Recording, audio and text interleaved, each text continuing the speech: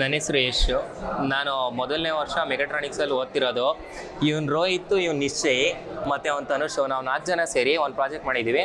ನಮ್ಮ ಪ್ರಾಜೆಕ್ಟ್ ಹೆಸರು smart dustbin ಅಂತ. ಸ್ಮಾರ್ಟ್ ಡಸ್ಟ್ಬಿನಲ್ಲಿ ನಾವು ultrasonic sensor, Arduino Uno board ಮತ್ತು ಸರ್ವೋ ಮೋಟಾರ್ ಯೂಸ್ ಮಾಡಿದ್ದೀವಿ.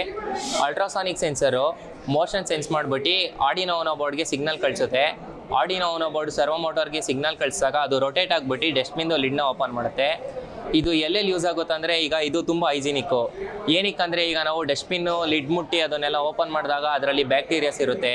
ಅದರಿಂದ ಬ್ಯಾಕ್ಟೀರಿಯಾಸು ನಮ್ಮ ಕೈಗೆ ತಾಗ್ಬೋದು. ಅದರಿಂದ ನಮಗೆ ಹೆಲ್ತ್ ಇಶ್ಯೂಸ್ ಆಗುತ್ತೆ. ಫಿಸಿಕಲಿ ಇಂಜರ್ಡ್ ಪೀಪಲ್ ಎಲ್ಲ ಡಸ್ಟ್ಬಿನ್ಸ್ ಎಲ್ಲ ಯೂಸ್ ಮಾಡೋಕ್ಕಾಗಲ್ಲ. ಅವ್ರಿಗೆ ಕಾಲ್ ಟಚ್ ಮಾಡಿಬಿಟ್ಟು ಓಪನ್ ಮಾಡೋಕ್ಕಾಗಲ್ಲ, ಏನಿಲ್ಲ. ಅವರು ಅದ್ರ ಹತ್ರ ಹೋದಾಗ ಅಲ್ಟ್ರಾಸಾನಿಕ್ ಸೆನ್ಸರು ಸೆನ್ಸ್ ಮಾಡಿಬಿಟ್ಟು ಡಸ್ಟ್ಬಿನ್ ಲಿಡ್ ಅದಾಗದೇ ಓಪನ್ ಆಗುತ್ತೆ, ಮತ್ತು ಅವ್ರು ಅದನ್ನೇ ಯೂಸ್ ಮಾಡ್ಬೋದು. Thank you.